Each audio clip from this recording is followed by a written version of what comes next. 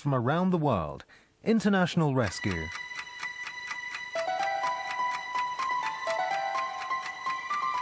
Tonight's rescues are all true stories about the courage and skill of emergency services around the world. All of them are based on pictures taken at the time of the world's most dramatic rescues as they happened.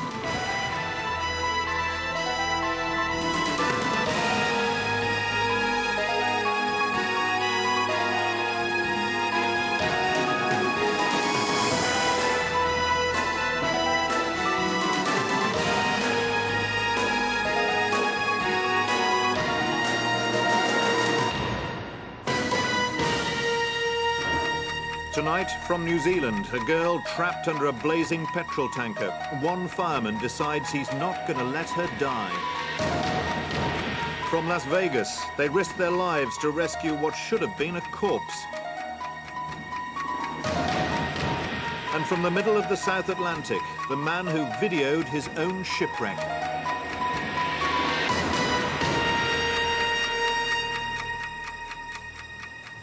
New Zealand's a country that's proud of its heroes, and recently it's had a lot to celebrate. The All Blacks winger Jonah Lomu, who took the rugby world by storm during the World Cup. And right here in Auckland Harbour, a third of the population turned out to welcome home the yacht crew that won the America's Cup. 5 years ago, though, they were toasting a very different kind of hero, an ordinary Auckland fireman called Royd Kennedy. One winter's night, he stared death full in the face as he tried to rescue a young girl who was trapped in a terrible fire. It happened in a suburban shopping centre, in full view of a local television news cameraman who recorded what's now regarded as one of the most epic firefighting rescues that the world had ever seen. I never dreamt that when I left home, something like this would happen. Never in my whole life. I like to think that anyone there that night would have done exactly the same as what I did. I would certainly hope they would have done it. Royd's actions are really indescribable. I just can't believe what he did. If you take time to weigh up the risks and weigh up the factors for or against your actions, that's the difference between life and death. You can't waste that time, you've got to act. It was an evening in August 1990 when Gayleen Young was driving her daughter Shirley and two friends to the Manukau shopping centre in Auckland. They're played by actors. I was taking Shirley, Chanel and Mariah. They went to go to Manukau to do some shopping.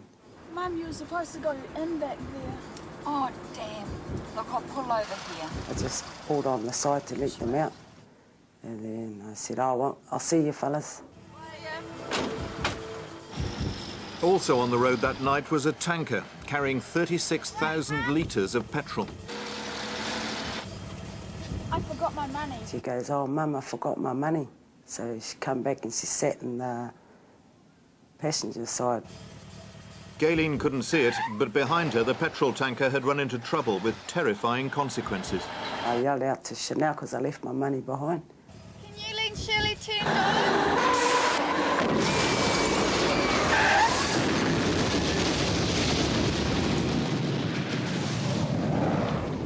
The whole car was on fire, so I tried to smash the windows. I just said to myself, I'm not going to die now. So somehow I was going to get out of there.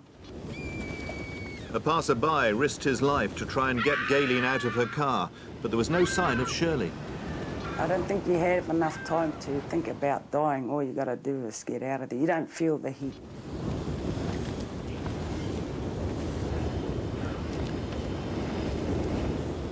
The whole car was up in flames and it blew. More than 100 firefighters would be called to Manukau that night. One of them was Royd Kennedy. The size of the fire was just huge, very, very tall, rolling balls of fire. Just very frightening, I suppose you could call it, for anyone. The fire itself was under the eastern approach to Auckland International Airport. They diverted aircraft around that particular site. Petrol flows which were flaming into the drains, which formed a network underneath the shopping centre itself. And of course, applying water to the fire scene allowed the flaming petrol to, in fact, overflow these drains and flow down into a car park right next to buildings within that shopping centre. So the potential for disaster was great. There were explosions occurring as the various compartments in the tanker were blowing. What happens is the aluminium, which the tanker body was made of, was actually burning through, and the petrol vapours was igniting. That was causing explosions all the time. It was as though someone was firing mortars at you. Police are evacuating that place. I want to make sure the wall is evacuated. We've got drains outside blowing up. I don't want people inside. I don't know where the drains go. The entire block to be cleared. Yeah. Yep. The heat from the fire was so intense that cars were starting to catch fire. In fact, we were forced back, and when we were going backwards, I found the woman in the car park who turned out to be Galen Young. She was lying there in a terribly burnt state, and she was in need of medical help. And of course, for burns, the best thing is water immediately. Baby. She believed that her child was still trapped in the vehicle, which by now was hidden within the wall of flame, so there was absolutely no hope. We turned our attentions back once medical attention had arrived for the woman to the flaming tanker. I was talking to an officer, and we were both looking towards the fire itself, trying to gauge what we needed. We were approximately 50 to 60 metres away. That's the closest you could get to a fire of that size, and even at that distance we were getting scorched and having to turn our backs to that fire. We could hear this banging and twanging of metal, screaming and stretching and breaking during the explosions. It was a very unusual sound. But in the middle of all that, we heard a slight noise above the noise of the fire. There it is again. That's not metal, that's human. It was definitely the sound of a screaming child, and which made us look further and peer into the smoke. It just parted momentarily, just briefly, and in that slight gap in the smoke, I saw a hand. That hand belonged to Shirley Young. The collision had thrown Shirley out of the car, but it had trapped her under the wheels of the tanker. There were now thousands of gallons of petrol on fire above her. Royd realised what had happened and decided to go into the fire. Cover me. There was no time to think or to act. It was just a case of get in there and see who it was and whether they could be rescued or not. That radiated heat, it was quite extreme, so I just hunked down and scuttled in like a crab. But once he was under the tanker, Royd found that the chassis was giving Shirley some protection. The heat under the tanker was everywhere except in the small area where we were. I had full protective equipment on, of course, so I tried to shield her as best I could. She was severely trapped. The wheels were crushing her into the ground from her lower body down. The likely scenario, of course, was she was going to die. There's no question about that. She was going to be burnt. She was the age of one of my own daughters. I found it very easy to talk about the things that they like and watch on television, talk about the things that excite them generally. Shirley's bravery was incredible. I found it amazing, her strength, so I used that to look after myself. Well, when I was first told that Royd had advanced into the fire, I just couldn't believe it, because looking at the situation we had in front of us, I didn't think anyone could survive there. We couldn't mount an attack to extinguish the fire, because that necessitated the use of huge amounts of foam, and that would have literally drowned the rescuers and the person trapped. The tanker had 36,000 litres of super petrol, and it was spilling out on the ground, and of course the vapours all around forming in pockets under the truck, only millimetres from where we were, and those pockets of vapour were just exploding. It would just boom past your head and just envelop you in a ball of flame.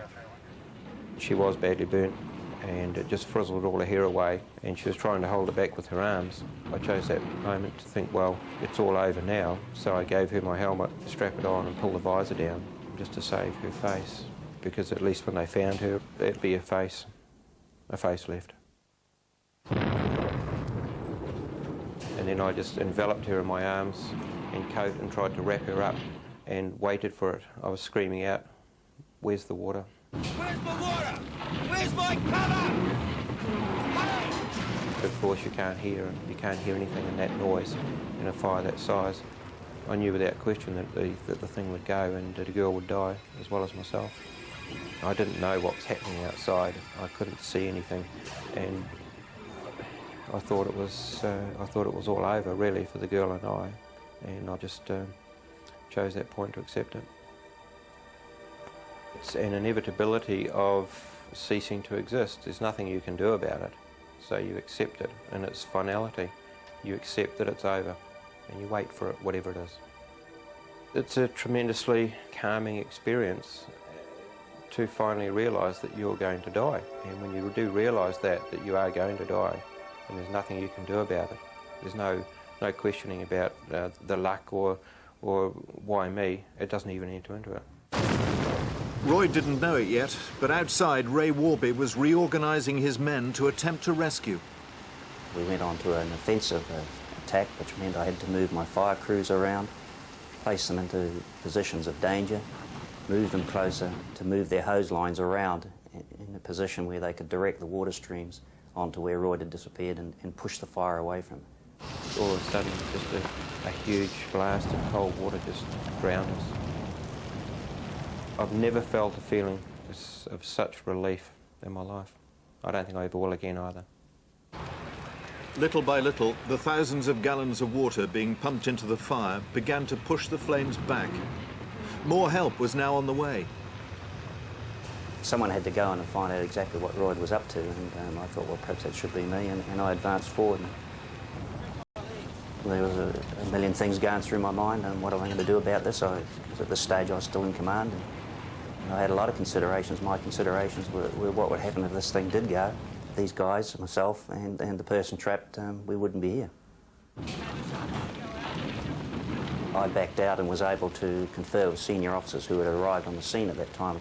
I said, what we've got to do is raise the tanker off the lower part of Shirley's body. It became primary to raise that vehicle as quickly as possible, around about 12 inches or so, to slide the girl out from the wheel and the road. It had to be done quickly or she was going to die. The fire service used airbags and hydraulic rams to push the vehicle up and away off her. Can we get another 50 millimetres, Peter? Just about there. Up. There goes. That's good. The amount of water which was cascading in upon us was that cold, and it was taking its toll on her, and because of the shock she slipped into unconsciousness, and just before she did she looked up at me lying in my arms, and she said, if I don't make it, tell my mother I love her. And then she just started fading away. So after that point I yelled out for a respirator to be sent in, and I just put it on her and just tried to revive her and keep her breathing. The time it took to develop this rescue scene was getting on close to an hour, and feeling the truck move was one of the most intense moments of pleasure I felt. Feeling that truck move meant that she could get out and I could get out. I reached under the wheels and straightened out her broken limbs and slid her out from the prison that she was in, and with the other firefighters there, dragged her out onto the road and put her on a stretcher.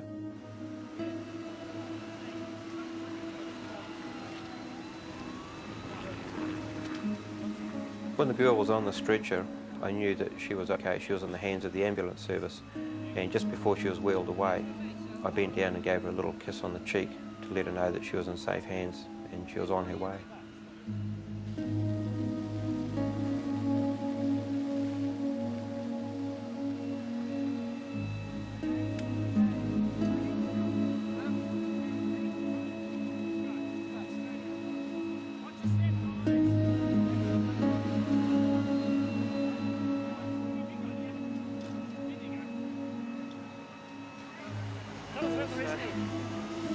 Rex, honestly, I just haven't got time. I'm so cold and I'm dizzy and I just want to lay down.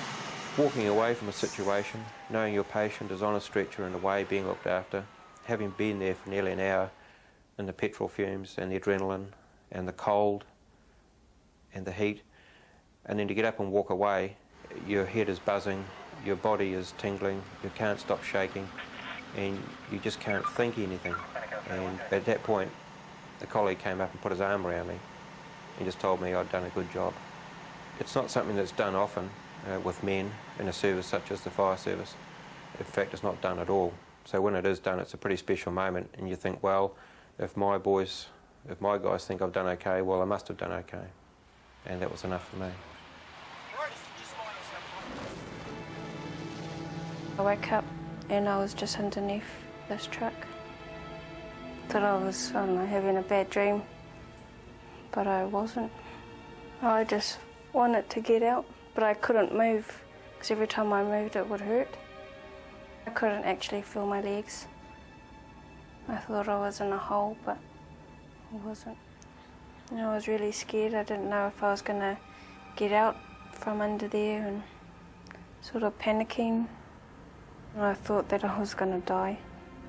All these things went through my mind, and I didn't know whether I was going to get out or if anyone was going to come and help me. I screamed out, and then that's when Royd came underneath. He sat beside me and was telling me about his daughters having horses, and that when I get out from the hospital I can go and ride the horse. He put a helmet over my head.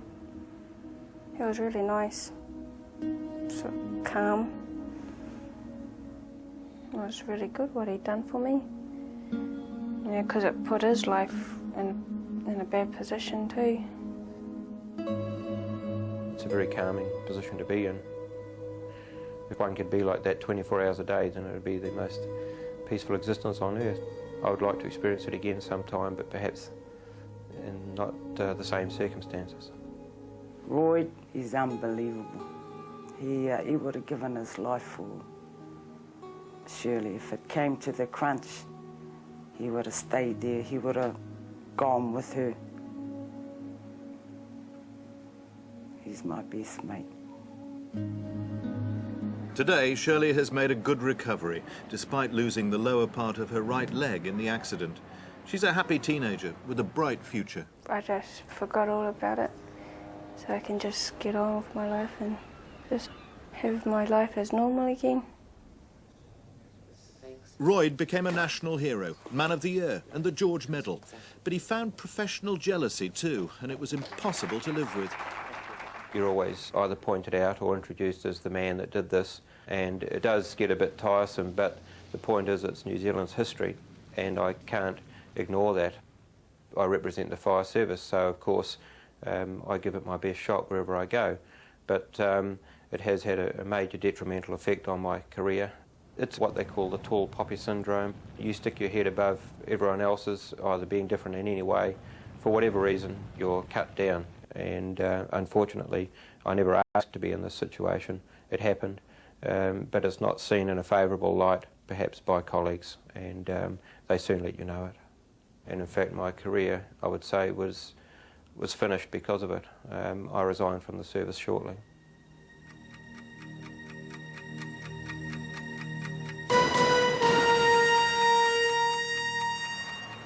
Every year, more than 20 million people flock here to Las Vegas to win, or more often to lose money. It's the fastest growing city in the United States. Ever since the first casino opened here in 1946, it's become the gambling capital of the world. Vegas was built out of the desert, and it's got a climate to match. More than 300 sunny days a year, and temperatures that regularly climb above 100 degrees.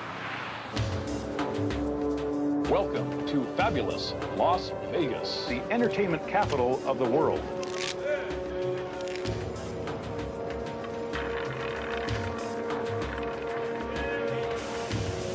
Four, hard, 2 2s. But on the rare occasions that it rains in Las Vegas, everybody knows about it. Repeating from an earlier weathercast, Las Vegas tonight is under a flash flood warning and a severe thunderstorm watch up until 2 a.m. tomorrow morning.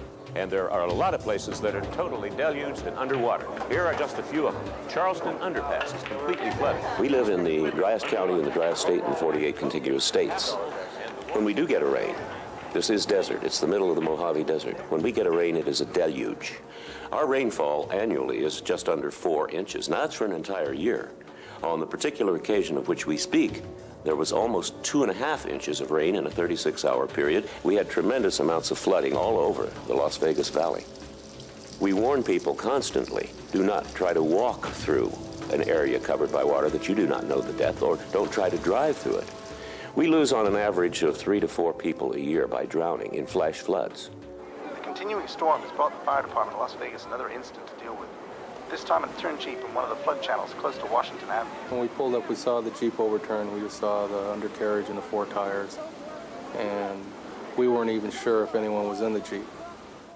So our concern was to try to determine that, but not to injure any of the firefighters or any of the people standing by there.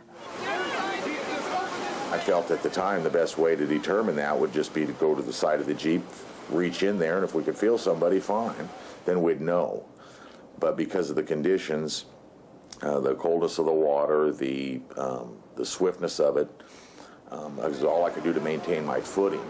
And when I stuck my hand through the window, it was nothing. I couldn't tell anything. I could have hit a roll bar and wouldn't have known the difference between that or anything else. So at that point, we still didn't know if anybody was in there. So we decided we'd go ahead and use a tow truck that was on the scene and hook its cable around the axle and then pull the Jeep up on its side so we could determine if anyone was in it. When Curtis got the cable attached and they pulled the Jeep up on its side, we couldn't see inside the Jeep from the angle that we had, but there were several bystanders and they started yelling that someone was in the Jeep.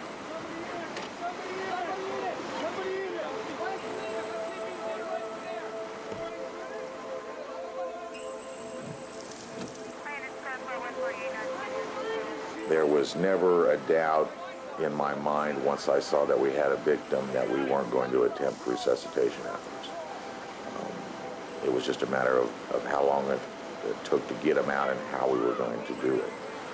At that point, there wasn't a lot of hope in my mind. It's like, this guy is gone.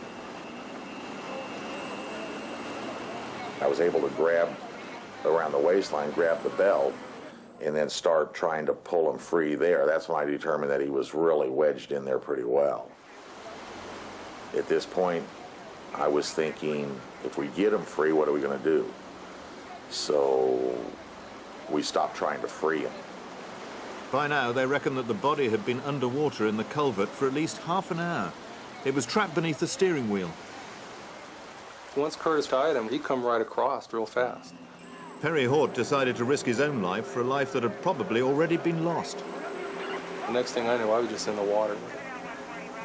I can't remember making a conscious decision. I think had I sat there and thought, should I do this or not, I probably wouldn't have done it for one thing, but he would have been gone. I didn't know what Perry was going to do. I knew at that point that the victim we had rescued was gone.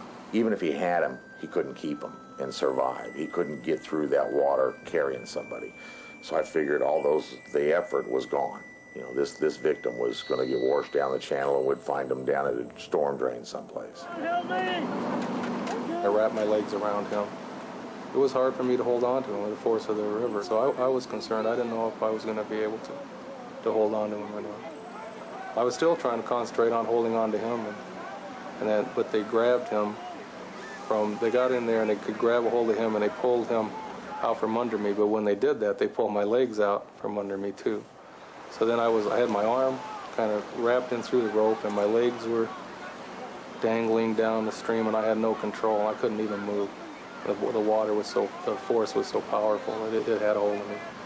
And at that time, I was so exhausted because I think just holding on to him was probably the most physical thing I've ever had to do in my life, and I was exhausted. And I knew downstream there was a bridge that the level was up to the top of the bridge, and that if I come off the rope, I didn't think I'd be able to get out, and I knew it'd probably kill me if I got down there, and that concerned me quite a bit. They pulled him out of the water, and he was laying on a backboard, lifeless, of course, I knew that, but we put him on the stretcher, and we ride the stretcher. We can do CPR while the stretcher is being wheeled to the ambulance. When they loaded it in the ambulance, well, then we went into the advanced life support capabilities then. I didn't think he was going to make it. It depressed us. Whenever you go out and you do the best you can and you don't think the outcome is successful, it's almost like you feel like you failed somehow. Curtis was a trained paramedic as well as a firefighter, so it was he who worked on the body in the ambulance. The first management of a patient is to establish an airway. So you're actually breathing for the patient. And then we oxygenate the patient. Then we established an IV line, it's an intravenous access line for drug administration. And then we administer an EKG monitor, which shows us the electrical activity of the heart. He had no electrical activity, none. We call it flat line. So we have protocols then that you establish your cardiac drugs. The patient is a victim of near drowning. Estimated time underwater is 36 minutes. CPR is in progress. The patient is intubated. Be advised we're en route to your facility. Actually, en route to the hospital, we got some electrical activity of the heart. And it's just a fine electrical activity. That wasn't so unusual. The cardiac medications can make a dead heart, have some electrical activity. They used an onboard defibrillator to try and shock the heart back into action, but it didn't work. We did this, I believe, 3 times. So up to this point, nothing was unusual. About 30. What really came as the surprise is when we finally defibrillated him and he converted to a normal rhythm. And it was kind of excited us a little bit. It gave us a little hope. As we wheeled him into the hospital, we lost that, though. It went back to that little activity. You understand this is a drowning victim? Yeah, that's right. So far, every attempt to revive the body had been determined but conventional. As much as soon as possible. 80 over 40. Now they were to try something completely new. What's that blood pressure again? 80 over 40. When Murray arrived, his temperature was 29 degrees and falling. Ultimately, cardiac function ceases when body temperature is between 28 and 30 degrees. Let's get a heating blanket as quickly as we can down here, please. More blankets. When the blood reaches a temperature below 35 degrees, it loses its clotting ability. So if one has sustained an injury that is normally survivable, it is quite likely that you will go on to bleed to death from it unless you are able to be rewarmed. Wake up. Hey. We're not getting any response out of this guy at all. I don't see anything going on. Because Murray was deteriorating in the emergency department, his heart was beginning to beat irregularly. There was little more to offer him. External rewarming techniques had been tried and his temperature continued to drop. So therefore, the only possible way of reversing this deteriorating situation was to try something new. What's the status? I had been working on this technique of removing the blood from an artery, running it through a warmer and back into the vein for several years, but in a laboratory setting. I had been anxious to use it for the first time on a human being. If you inserted a large intravenous catheter into a large artery and another one in a large vein and connected the two with a piece of tubing, blood would flow out of the artery through the tubing and back into the vein because the pressure in the artery is much higher. 3.4. If you allow blood to exit the body through one of the intravenous catheters, pass it through a warmer, and then allow it to flow back into the body, one could very quickly warm all of the blood that the body contains, up to 1 degree every 10 minutes. We connected the tubing and then removed the clamp and then stood back, not knowing what was going to happen next. How's he doing? Yeah, he's doing pretty good. His temperature raising up around 90 now, just a little bit. Immediately, the temperature gauge that was monitoring Murray's temperature began to rise rapidly. In fact, it duplicated what I had seen in the laboratory. It was quite a feeling of excitement. Within several minutes, Murray's heart rate, which had been very irregular, very slow, and deteriorating, began to climb. His heart began to beat much more strongly. His blood pressure increased, and it was fascinating to see this occur when our expectations were not quite so high. Starting to move around now. 54. Great, give him a little bit more ringers. As the warming proceeded, Murray began to show more and more signs of life. This gave me some hope that his brain was not going to be permanently damaged. However, there's a big difference between moving and reaching for things and having higher neurologic functions. And the local humane society for saving his dog. I remember awakening to the television.